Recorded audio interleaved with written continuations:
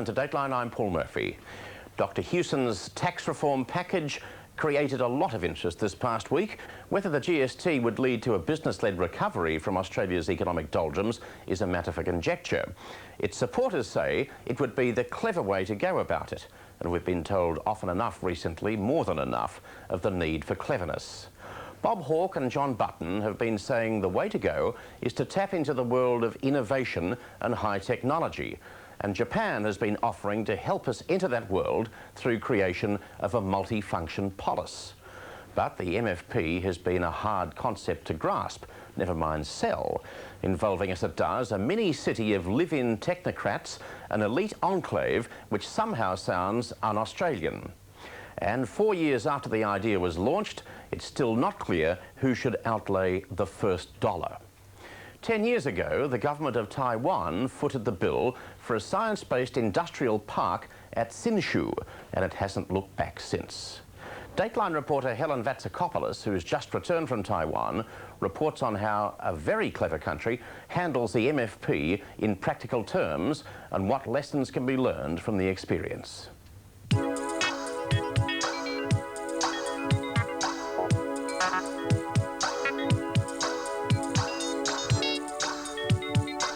Look around.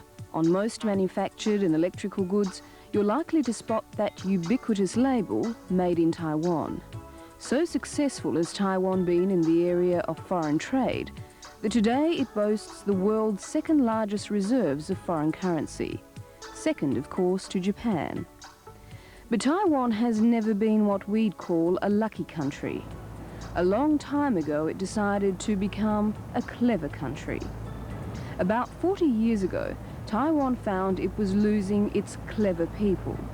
Among those heading overseas and not coming back were engineers and scientists. Some serious rethinking was about to take place. You see, in the past 4 decades, especially before the 1980s, most of our export products are those labor-intensive products.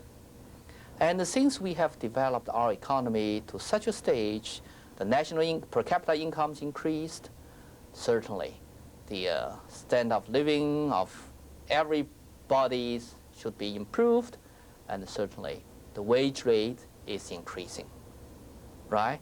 And then that put our labor-intensive industry in a very uncompetitive manner. So we have to move up our industry.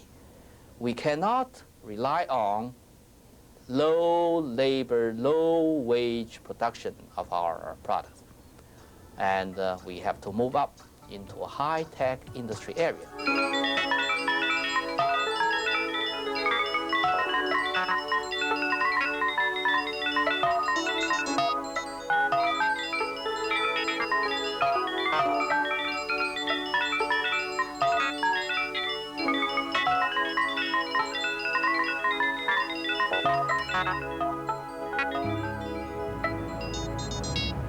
That serious rethinking was 10 years ago put into action. In the city of Hsinchu, the government set up a science-based industrial park. Companies specialising in high technology industries moved here lured by financial incentives. They brought with them their employees, who in turn brought their families, and they all live, work and play in the science park. In the past 10 years, the Taiwanese government has put about $300 million into what it hopes will become a Taiwanese version of Silicon Valley. So the development of Science Park is the major program to help our industry to upgrade technologies or to get technology transferred from abroad, because in some areas we have not developed yet our own technology. We need assistance from abroad. Hsinchu was chosen carefully for convenience. Located centrally between Keelung and Taichung harbours, it's an hour from the Chiang Kai-shek International Airport and the capital Taipei. A few steps away is the Sun Yat-sen Freeway. Transport would never be a problem, and neither would human resources. The park is located next to 2 universities and an international research institute. The government owns the 2,000 hectares of land, mostly purchased from the local county and private owners. The government then provided the infrastructure and factory buildings. Companies either rented or built their own. The administration building holds one of the most attractive elements of the park. It's called one-door service, effectively a red tape cutter.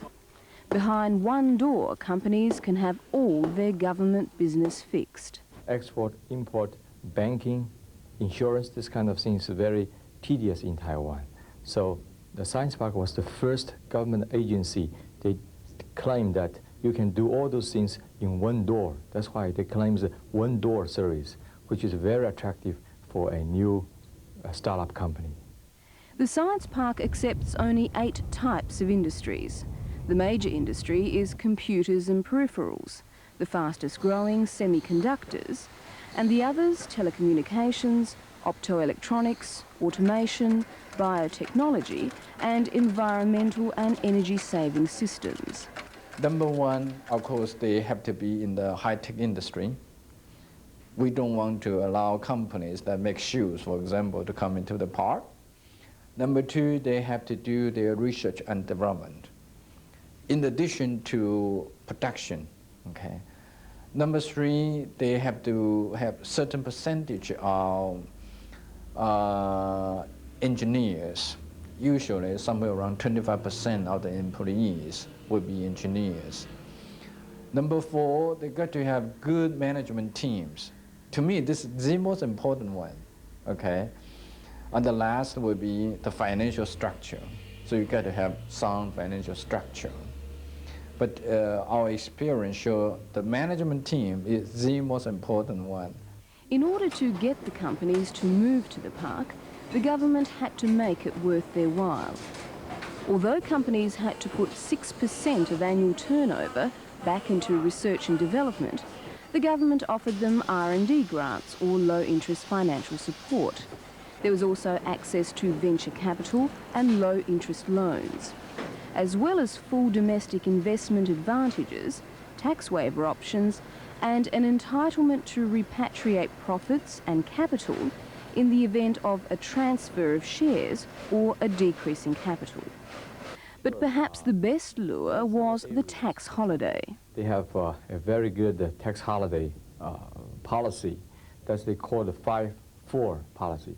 That is, in the first 9 years, you can pick any years to start. Then after that, 5 consecutive years, you don't pay any tax. So that's a very good incentive. In the early days, the park had great difficulty attracting companies, and that's why some of the wrong ones were selected. Companies that didn't quite know what it was they were supposed to be making, companies that weren't committed to research, and companies that weren't committed to the science park. They're the ones that packed up and left when the wages became too high. But these days, the park is inundated with offers, and last year, of the 130 applicants to join, only 30 were selected.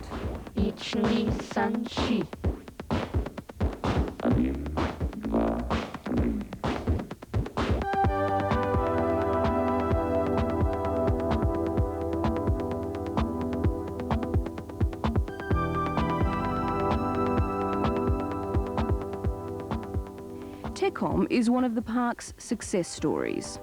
The company specialises in high-quality telephone systems.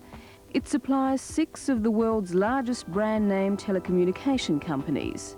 But there's another and more important reason why it's a success story. It's a working example of reversing the brain drain. Tecom was set up 10 years ago by a Taiwanese-born engineer who'd been lured back after working for the American Bell Telephone Company. In my case, I always want to come back. And during my education in the United States and then later I joined Bell Labs for 8 years, I was waiting for a good chance to have my own business. Were you attracted by the idea of the science park? Yes, definitely, because at that time the infrastructure of Taiwan is not of the same level of today. So Science Park is a commitment from government.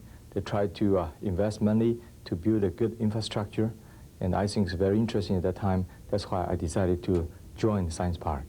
So has the company benefited by being part of the Science Park?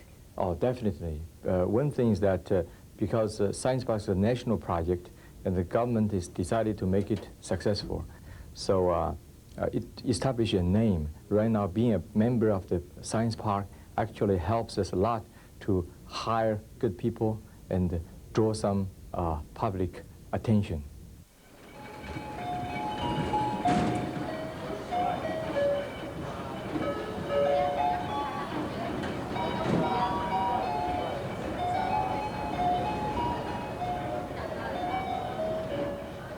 Computer and peripherals company Acer Incorporated is one of the largest companies in the park. It spends the most money on research and development. It has to. Computer technology has a short lifespan. Acer supplies computers to many well-known international brands, but lately it has been leading the way in trying to become a household name. Despite Taiwan's enormous success as an exporter, it's tended to export other people's products, that is, designs and whether it's computer equipment or whatever that was developed somewhere else. They're extremely good at duplicating and manufacturing as cheaply as practical designs from the rest of the world. So the Science Park, in this attempt to locate some research here, bringing the same people that were designing that equipment in Silicon Valley, in fact, to Taiwan. And that's starting to have an impact. They are developing new products. They've developed particularly notebook computers in the recent year or two, something they've put onto the market, which is a lot of it's been developed here.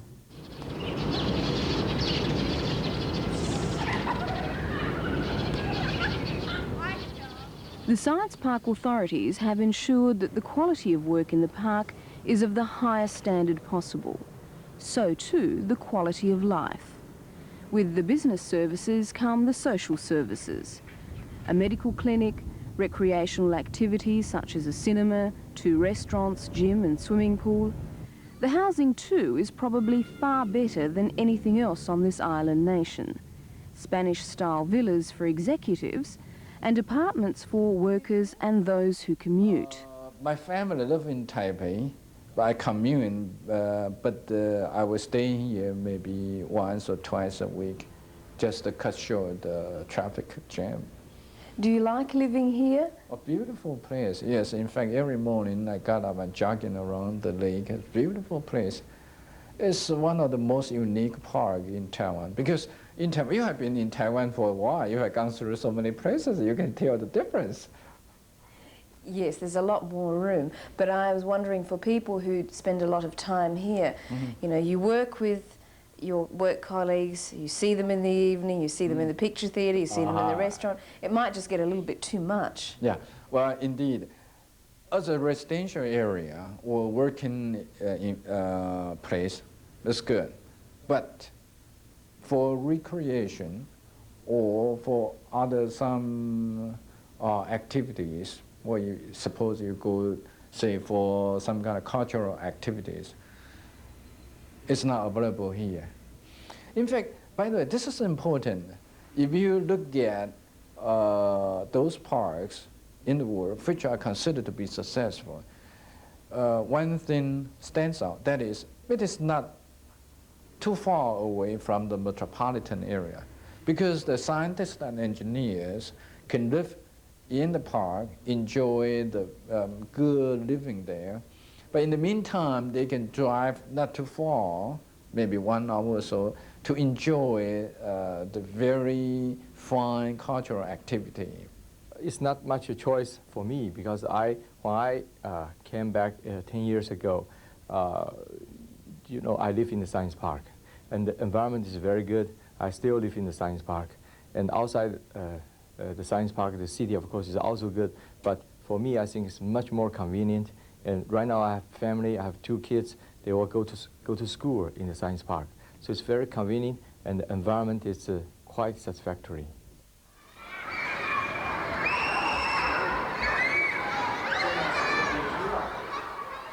For the children of these highly qualified innovators, the best in education. A national experimental high school with an emphasis on mathematics, science and languages, preparing them well for the world their parents are creating.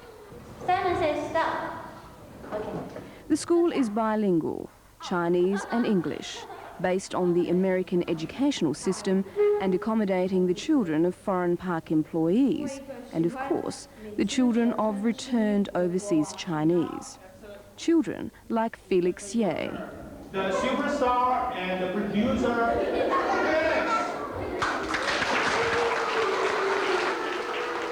New Jersey-born Felix and his family have just moved into the science park, where his father will set up a new company. Here, Felix introduces a video he filmed of Taiwan's National Day celebrations. He was allowed to attend after personally writing to the Taiwanese president. Perhaps it was the computer-written letter that did it. I was born in 1996. I have been living there for 10 years. The Hsinchu Science Park is for Taiwan a first and necessary step in transferring technology into the country. The project is by no means complete. There are further stages that will propel the park into a technopolis of the future. I think for Australia, we need to do exactly the same thing, and that is to set up a centre where we attract science, research, product development, and at the same time productive facilities, and that's what they have at Hsinchu. We don't seem to have that in Australia. Our manufacturing industry is dispersed between Sydney and Melbourne and Adelaide.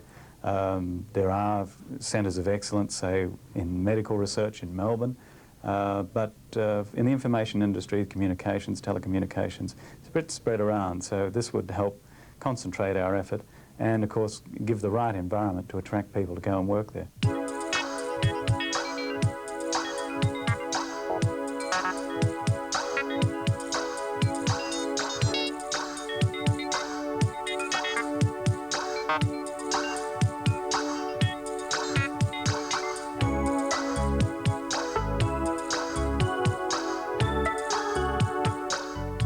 My friends, no longer content to be the lucky country, Australia must become the clever country. Back in 1987, the Japanese Ministry of Trade and Industry suggested a multifunction polis for Australia. Led by Australia and Japan, and through international participation, this project would do for us what the Hsinchu Science Park has done for Taiwan, if not more. In Adelaide, the multifunction polis would include a series of interconnecting villages, a world-class university, a centre for information, technology, media and telecommunications, a health and environmental research centre. There'd be spin-offs to industry and commerce. Australia would be able to tap into the world of high technology. Australia would be a contender. Sounds very much like the science park, doesn't it? Well, I think it will be different from what is generally described as a science park. We do, in fact, have a number of state government-supported technology parks around Australia, which have worked with mixed success. Well, I think the one in Adelaide has probably worked quite well. The one in Western Australia, I think, is starting to work. But they are essentially very much like the science park you saw in Taiwan, on a smaller scale. MFP is really about trying to create an urban environment for the future. In the next century, people will probably live a bit differently using technology-based services in the way in which they live, better transport systems, better waste disposal systems, less energy-using systems in houses and so on. MFP will try and do some of those things and create an urban environment which is consistent with what we think the future is going to be like. So it's not exactly a science park like the one in Taiwan. It's a multifunction polis, and that name has so far been more trouble than it's worth. In fact, you'll be hearing less of it in future and more of MFP Australia in Adelaide. the words multifunction polis, which are confusing to most people, have lent themselves to misrepresentation. I mean, it sort of sounds like a dental disease or something like that. And people don't like the expression multifunction polis. People now talk about it more and more as the MFP, and people have more and more got used to the idea, I think, which really gives us a different brand name problem from the one which existed 18 months or 2 years ago.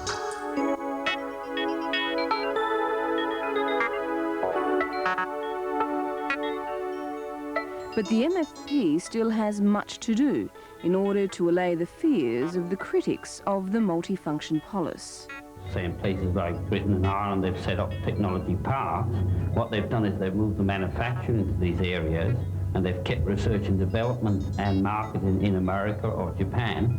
So when the conditions change, you know, tax concessions, training, etc., they just shift it up and move it to Thailand or Korea or Mexico. Just can't get hold of it. You think this is what it's going to be, and it escapes in another direction. I never mentioned Japanese. That was Hawke. I don't care if it's an enclave of Eskimos, of Greeks, of Italians, of Scots. An enclave is an enclave, and we're opposed to them because that's not good for Australia. Like the MFP, the Hsinchu Science Park went through its fair share of teething problems. Australia should pay attention to the voice of experience. For example, if you want your science park or MFP to remain yours, then do it yourself. I think in general that very much depends on what you want. What's the purpose of establishing this park? If it is owned by a foreign company or invested by a foreign consortium, then I think it's more toward of a business operation. Maybe they go for tax holiday and get access to the cheaper labor or something like that. Of course, it still can be justified. But then, if your purpose of establishing this is try to plant roots or build for your future, to bring back your technical people and train youngsters in these technical areas, then in my personal opinion, I think government involvement would be more strategic. Well, we've never done that or supported that sort of endeavour in a philosophical sense. These countries like Taiwan and Singapore and so on are better able to do these things than us because their number one priority is economic growth, economic infrastructure, catching up, as it were, with the rest of the world. I think they're doing pretty well at it. But we've never been like that. I mean, we have better medical services, better social services, better education systems as a whole. This is the priority here, less than spending money on what is essentially a future industrial project. Then there's the problem of the neighbours, those who don't want to live next door to a city of the future and honestly cannot see the point. We do have some problem with our neighbors when we have to buy more land from our neighbors. If we do not buy more land, probably it's okay. But each time when we want to buy land from them, then they start to complain. Well, the park really does not do them any good in a sense, except that the traffic gets worse. Okay. So we have to direct a lot of attention to make good neighborhoods here. That's put it very diplomatically. You know, for example, companies in the park almost every year donate some product or money to the neighbor primary schools. We invite the neighbors or the students from primary, secondary school to come here to tour the park, explain what's high-tech to them. It may be denied, but it is a fact. These science parks, or MFPs, are elitist enclaves. More than half of those at Hsinchu have tertiary degrees. Of the 22,000, 166 are PhDs. And their children attend a school that will prepare them well for the future, a school the neighbourhood is excluded from. Yes, I think that probably is partially true. In fact, that's part of the reason that we, from the beginning, do not try to put every kind of activity within the park. For example, we do not put shopping center here. We do not have hotel in the park because we realize that could be a problem. And we know it is sometimes a problem, although people just don't talk about it. So you see, we encourage the hotel to be built somewhere around here rather than inside the park. The conference room, for example, we do not have inside the park. A good international conference room is not available in the park. Not because that we do not realize the importance of that. Not because that we do not have the resource to build it, no. Simply because, say, we have to do something that our neighbors can get benefit from it. Hopefully that will help us to diffuse some of the issues. In the beginning, the school has a very defined mission. That is, they will take only the scientists and engineers, or the kids of the scientists and engineers. So in a sense, that's okay. But the problem is that the physical facilities of the school are so much better than our neighbors. So then what you have said become gradually true. You see, then the neighbors say, why I cannot send my kids to there? Why my kids should have this kind of crummy place? So that's a tough one. Yeah, but I think what we can do, and in fact we have been trying, is to ask more local government involvement in the school outside the park, and also more involvement of our companies, the managers, in the school outside the park. And we have done that. Like I say, they donate computers, for example, to them. That's something we tried to. But I don't know, the feeling is still there. Last month, the MFP International Advisory Board met in Adelaide. A Japanese member, the Industrial Bank of Japan's Managing Director, Suichiro Tamaki, stressed that Australian investors had not been demonstrating their commitment. There wasn't much, therefore, to encourage Japanese investment in the MFP. And he pointed the finger at the Australian government. It's a sentiment echoed by a company chairman from the Hsinchu Science Park, Acer Incorporated's Stan Shi, who's also on the MFP Advisory Board. There's still a lot of detailed implementation, how you attract the investor, how the government provide some help or incentive. Sometimes I don't want talking about incentive is the subsidize. Government also run a business.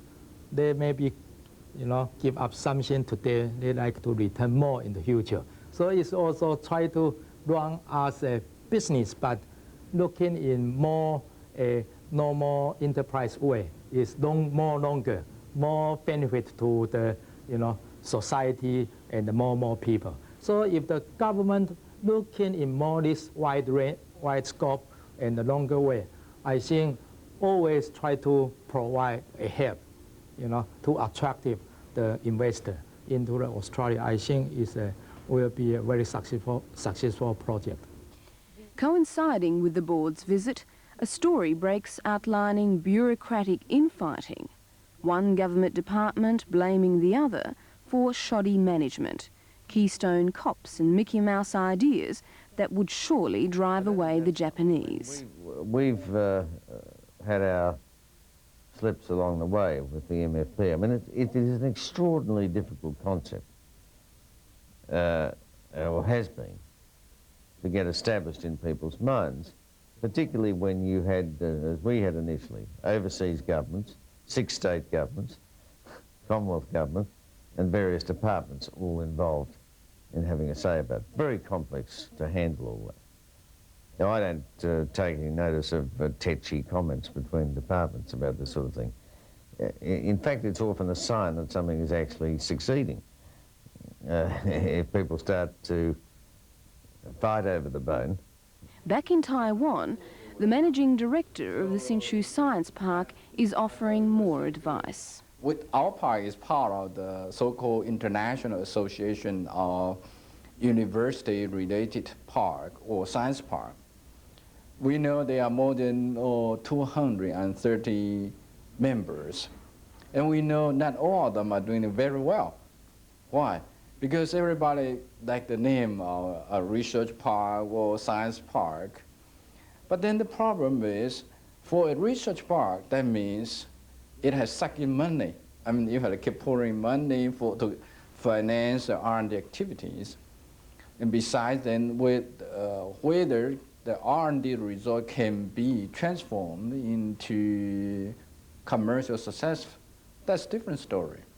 So for R&D park, for research park, I think that is one concern. The second concern will be who is coming to the park, I guess. Who will come? I mean, the international firms, yes, but then you got to have something to offer.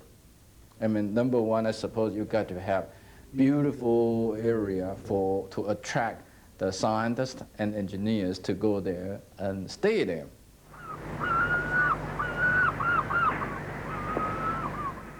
This is the area that we hope will attract the world's technological innovators. The Gold Coast, it's not. And while the government will deny it, the decision to go for Adelaide and not the Gold Coast has not been accepted with enthusiasm. On the scale of science parks, the MFP is probably not as similar to the Taiwanese version as it will be to the Sophia Antipolis Research and Development Park. The Sophia Antipolis is a very successful park, but then again, who wouldn't be attracted to working and living in the south of France? It's been 4 years since the concept of the Multifunction Polis was first introduced. 4 years later, have any companies committed themselves or at least expressed interest in MFP Australia in Adelaide? Yes, we've had a number of companies overseas trying to impress us, say, well, we'd like to be in the MFP. When I say trying to impress us, really saying, well, if you look favourably as a government, or if Australia looks favourably on this industrial development in Australia, we're quite happy to put it in MFP. We've had expressions like that. There are no signed and sealed contracts for buildings in MFP, but of course the site will not be completed until the end of next year, or ready for building until the end of next year. I want to say one other thing about MFP because your questions have distracted me, and that is that while Adelaide is the centre of MFP, MFP can be a catalyst for a whole range of technology-intensive activities around Australia. For example, there are enthusiasts for MFP from Townsville to Perth. And by having associated activities in those places with the research and development work, for example, which is likely to be going on in MFP, you get linkages and strengths built into the whole economy. For example, in Townsville, they're very good at marine sciences of one kind or another, which can have a whole relationship and bearing on research into environmental issues, waste management issues, and so on. So those linkages will become important. At the Hsinchu Science Park, a company executive has been working late into the night. It's a competitive world, after all, and his counterpart at the Sophia Antipolis is probably doing exactly the same. Bye. These science parks and high-tech cities are not just a concept for the future. While Australia continues to argue, they are happening in clever countries around us today.